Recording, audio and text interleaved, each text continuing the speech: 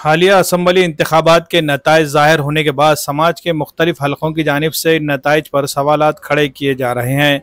BJP और उसके इत्तेहादी पार्टियों को मिलने वाली गैर मामूली कामयाबी के लिए ईवीएम के साथ छेड़छाड़ करने का इल्ज़ाम लगाया जा रहा है।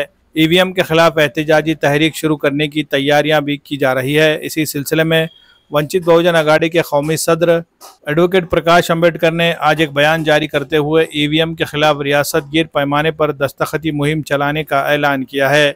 उन्होंने कहा कि इस मरतबा के असम्बली इंतखाबात में वंचित बहुजन अघाड़ी अपना खाता खोलने जा रही थी, लेकिन ईवीएम में की गई धांधलियों की वजह से इनका एक भी उम्मीदवार इंतखाबी मैदान में कामयाब नहीं हो सका।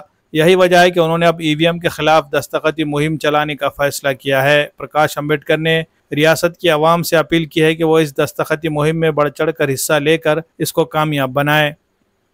विधानसभेच्या निवडणुका झाल्यात।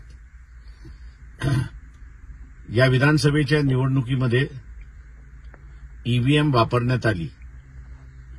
ईव्हीएमच्या संदर्भात अनेक घोळ झालेत, मॅन्युप्युलेट झालेले आहेत अशी चर्चा सुरुवात आहे।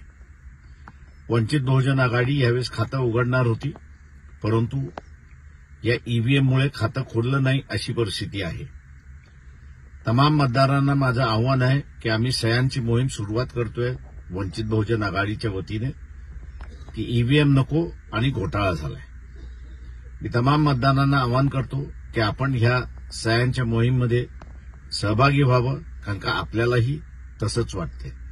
आपण सहभागी व्हाल ही अपेक्षा वंचित बहुजन आघाडीच्या वतीने।